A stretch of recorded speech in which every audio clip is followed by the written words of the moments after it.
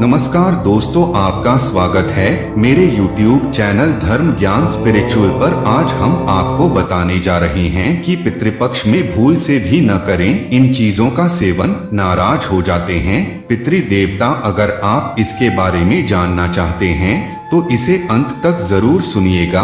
और अभी तक अगर वीडियो को लाइक और चैनल को सब्सक्राइब नहीं किए हैं तो जरूर कर दे। आइए जानते हैं हिंदू धर्म में पितृपक्ष का विशेष महत्व है।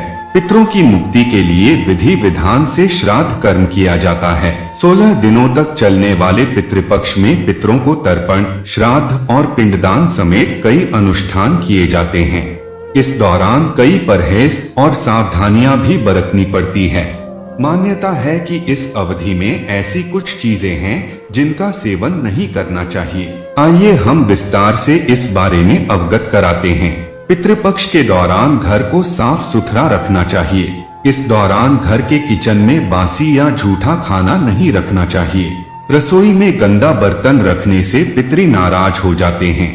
पंडित शिव कुमार शास्त्री के मुताबिक पितृपक्ष में लहसुन, प्याज, मांसाहार, शराब, सिगरेट व तामसिक भोजन व जमीन में उगने वाली सब्जियां जैसे मूली, आलू, अरबी सब्जियों का सेवन नहीं करना चाहिए। चना, मसूर की दाल का सेवन करना भी वर्जित है। पितृपक्ष में करें दुर्गा सप्तशती या सुंदरकांड का पाठ। हर रोज दुर्गा सप्तशती या सुंदरकांड का पाठ करना चाहिए। इसके पाठ करने से न केवल पितरों को शांति मिलती है बल्कि प्रभावित व्यक्ति के जीवन की बाधाएं भी दूर होती हैं। प्रतिदिन घर में गीता का पाठ करें। ऐसा करने से आपको सभी परेशानियों से मुक्ति प्राप्त होगी। पितरों को लेकर बहुत से लोगों में हमेशा जिज्ञासा बनी रहती है, जैसे वे कौन हैं, वे क्यों नाराज होते हैं, उनकी नाराजगी से क्या होता है, ये पितृ दोष क्या है। यदि हमारे पितृ हमसे नाराज हैं तो हमें कैसे मालूम चले कि वे हमसे नाराज हैं, और यदि वे नाराज हैं तो हम उन्हें कैसे प्रसन्न करें। पितृ हमारे पूर्वज हैं जिनका ऋण हमारे ऊपर है। कोई न कोई उपकार हमारे जीवन के लिए किया है।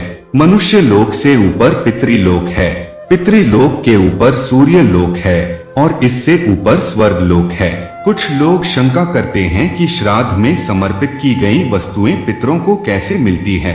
कर्मों की भिन्नता के कारण मरने के बाद गतियां भी भिन्न भिन्न होती हैं।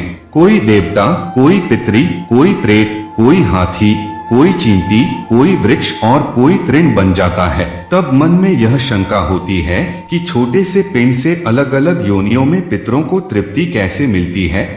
पितरों और देवताओं की योनि ऐसी है कि वे दूर से कही हुई बातें सुन लेते हैं, दूर की पूजा ग्रहण कर लेते हैं और दूर से कही गई स्तुतियों से ही प्रसन्न हो जाते हैं। पितृपक्ष में 3 पीढ़ियों तक के पिता पक्ष व 3 पीढ़ियों तक के माता पक्ष के पूर्वजों के लिए तर्पण किया जाता है।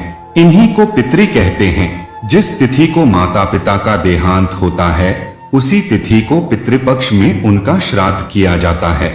शास्त्रों के अनुसार पितृपक्ष में अपने पितरों के निमित्त जो अपनी शक्ति सामर्थ्य के अनुरूप शास्त्र विधि से श्रद्धा पूर्वक श्राद्ध करता है उसके सकल मनोरथ सिद्ध होते हैं।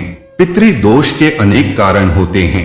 अपने माता पिता तथा अन्य ज्येष्ठ जनों का अपमान न करें। प्रति वर्ष पितृपक्ष में अपने पूर्वजों का श्राद्ध तर्पण अवश्य करें। यदि इन सभी क्रियाओं को करने के पश्चात पितृ दोष से मुक्ति न होती हो तो ऐसी स्थिति में किसी सुयोग्य कर्मनिष्ठ विद्वान ब्राह्मण से श्रीमद् भागवत पुराण की कथा करवाएं। वैसे श्रीमद् भागवत पुराण की कथा कोई भी श्रद्धालु पुरुष अपने पितरों की आम शांति के लिए करवा सकता है। इससे विशेष पुण्य फल की प्राप्ति होती है।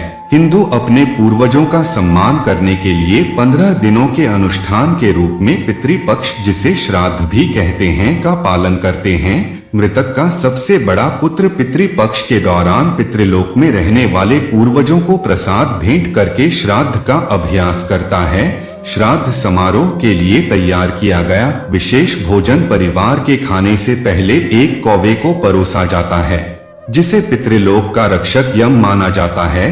इसके बाद खाना पुजारियों को और बाद में अन्य लोगों को दिया जाता है। हिंदुओं का मानना है कि पितृपक्ष और श्राद्ध अपने पूर्वजों के स्वर्ग में प्रवेश सुनिश्चित करने के लिए आवश्यक हैं। श्राद्ध की रस्में हिंदू परंपराओं के अनुसार बहुत सारे प्रतिबंधों के तहत की जाती हैं। इस दौरान कुछ खाद्य पदार्थों से परहेज किया जाता है।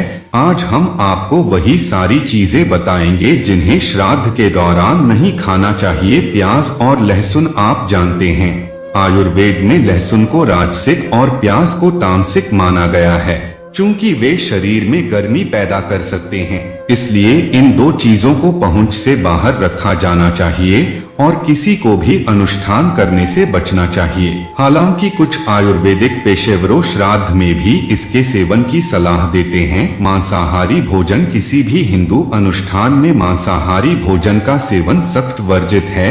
इसी तरह श्राद्ध के दौरान मांस या कोई भी मांसाहारी भोजन करने की अनुमति नहीं है।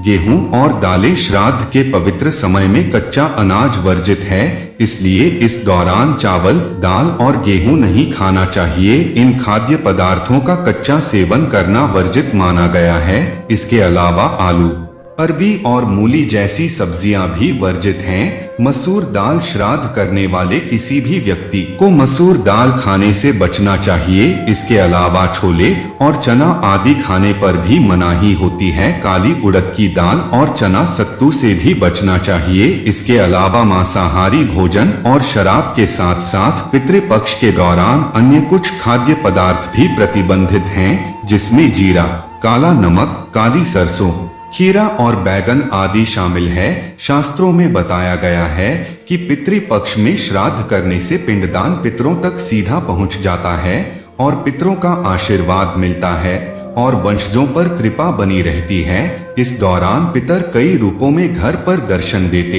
हैं। पितृपक्ष में मनुष्य से लेकर पक्षी तक के रूप में पितर घर पर आ सकते हैं।